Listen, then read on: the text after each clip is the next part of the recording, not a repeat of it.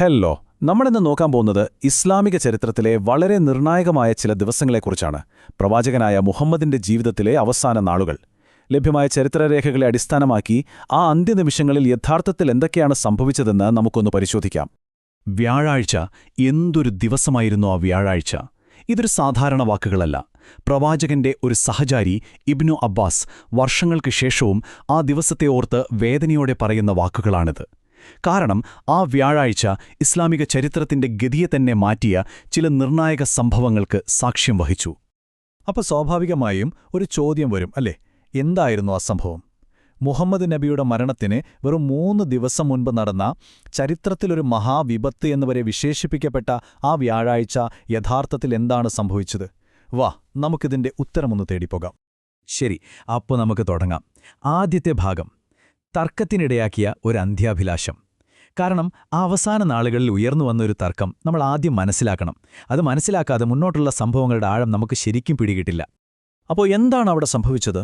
സ്വഹീഹുൽ ബുഖാരിയിലെ വിവരണമനുസരിച്ച് സംഭവം ഇങ്ങനെയാണ്. രോഗം കൊണ്ട് അവശനായി കിടക്കുന്ന പ്രവാചകൻ ചുറ്റുമുള്ളവരോട് പറഞ്ഞു, വരൂ, നിങ്ങൾക്ക് വഴി പിഴക്കാതിരിക്കാനുള്ളൊരു രേഖ ഞാൻ എഴുതിത്തരാം. പക്ഷെ അവിടെയുണ്ടായിരുന്ന ഉമർ ഇബ്നുൽ ഖത്താബ് ഇടപെട്ടു. അദ്ദേഹം പറഞ്ഞു, പ്രവാചകൻ അസുഖം കൂടുതലാണ്, നമ്മുടെ കയ്യിൽ ഖുർആനുണ്ടല്ലോ, അള്ളാഹുവിന്റെ ഗ്രന്ഥം നമുക്ക് മതി. ഈയൊരു അഭിപ്രായ വ്യത്യാസം അവിടെ വലിയ തർക്കത്തിന് കാരണമായി.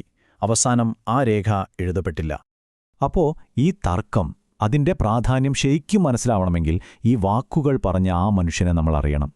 പതിറ്റാണ്ടുകളോളം അൽ അമീൻ, അതായത് വിശ്വസ്തനെന്ന് എല്ലാവരും വിളിച്ചിരുന്ന ഒരാൾ തന്റെ ജീവിതത്തിന്റെ അവസാന നിമിഷങ്ങളിൽ എന്തുകൊണ്ടാണ് ഇത്രയും പ്രധാനപ്പെട്ട എന്തോന്ന് എഴുതാൻ ആഗ്രഹിച്ചത്? അതിന് നമ്മൾ അദ്ദേഹത്തിന്റെ ജീവിതത്തിലേക്ക് ഒന്ന് തിരിഞ്ഞു നോക്കണം.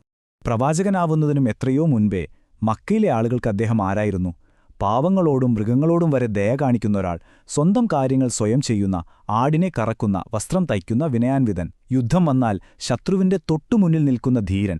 ഇതൊക്കെ കൊണ്ടാണ് ആളുകൾ അദ്ദേഹത്തെ സ്നേഹത്തോടെയും ബഹുമാനത്തോടെയും അസാദിഖ്, സത്യസന്ധൻ, അൽ അമീൻ, വിശ്വസ്തൻ എന്നൊക്കെ വിളിച്ചത്. അദ്ദേഹത്തിന്റെ വിവേകത്തിന് ഒരു അടിപൊളി ഉദാഹരണമാണ് ആ കറുത്ത കല്ലിന്റെ സംഭവം.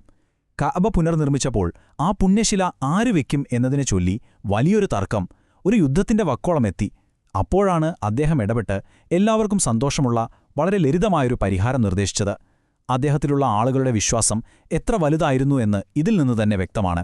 ശരി, അപ്പോ ഇങ്ങനെയുള്ളൊരാളാണ് പിന്നീട് പ്രവാചകനാവുന്നത്. അദ്ദേഹത്തിന്റെ ദൗത്യത്തിന്റെ തുടക്കത്തിലേക്ക് നമുക്കൊന്നു പോകാം. മക്കയ്ക്ക് പുറത്തുള്ള ഹിറാ ഗുഹയിലെ ധ്യാനത്തിനിടയിലാണ് എല്ലാം തുടങ്ങുന്നത്. അദ്ദേഹത്തിന്റെ ജീവിതത്തിലെ പ്രധാനപ്പെട്ട ചില വർഷങ്ങൾ നമുക്ക് പെട്ടെന്നൊന്ന് നോക്കാം.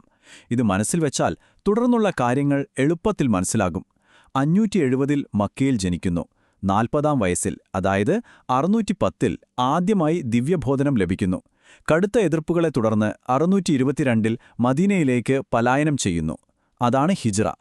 ഒടുവിൽ 632-ൽ അദ്ദേഹം ഈ ലോകത്തോട് വിട പറയുന്നു.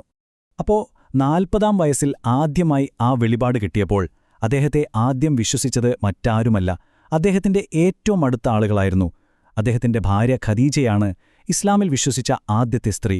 കൂടെ വളർന്ന പിതൃവ്യപുത്രൻ അലിയാണ് ആ സന്ദേശം സ്വീകരിച്ച ആദ്യത്തെ പുരുഷൻ.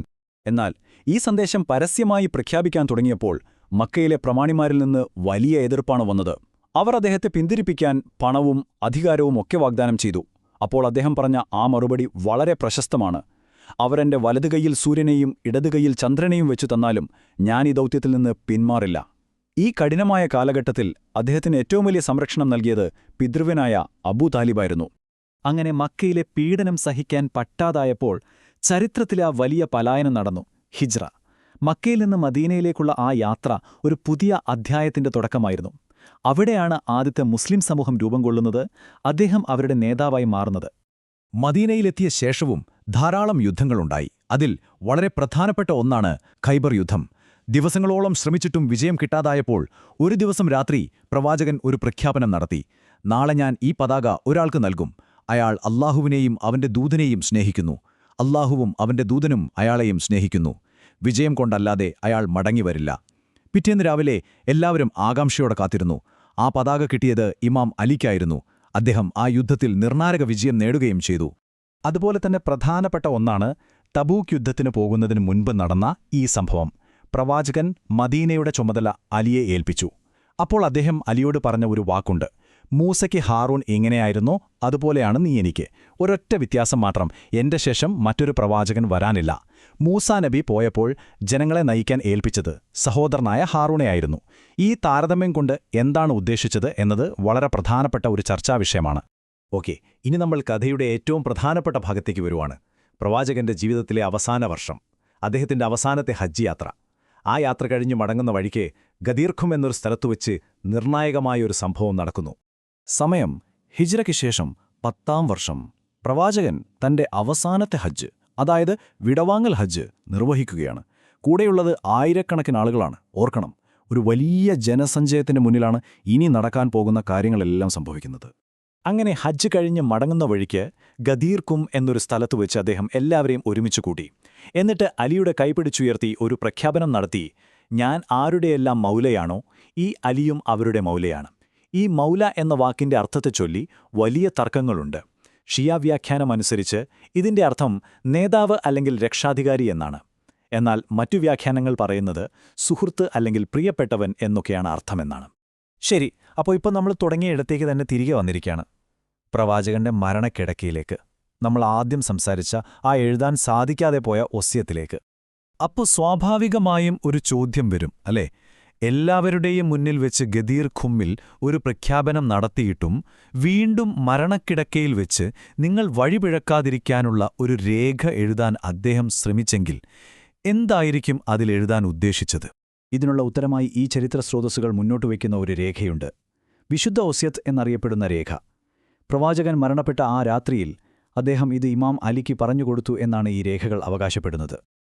ഈ ഒസ്യത്തിൽ എന്താണ് പറയുന്നതെന്നോ, പ്രവാചകന് ശേഷമുള്ള 12 നേതാക്കന്മാരുടെ, ഇമാമുമാരുടെ പേരുകൾ കൃത്യമായി പറയുന്നുണ്ടത്രേ.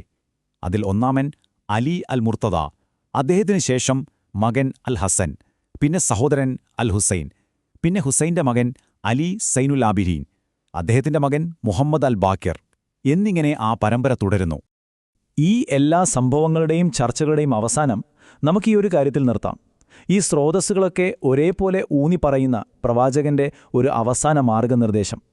ഞാൻ നിങ്ങൾക്ക് ഭാരമേറിയ 2 കാര്യങ്ങൾ വിട്ടേച്ചു പോകുന്നു. ഒന്ന് അള്ളാഹുവിൻ്റെ ഗ്രന്ഥം, മറ്റൊന്ന് എൻ്റെ കുടുംബം, അതായത് അഹ്ലുൽ ബൈത്ത്. ഇവ രണ്ടും മുറുകെ പിടിക്കുകയാണെങ്കിൽ നിങ്ങൾ വഴിപിടക്കുകയില്ല. ഖുർആനും പ്രവാചക കുടുംബവും.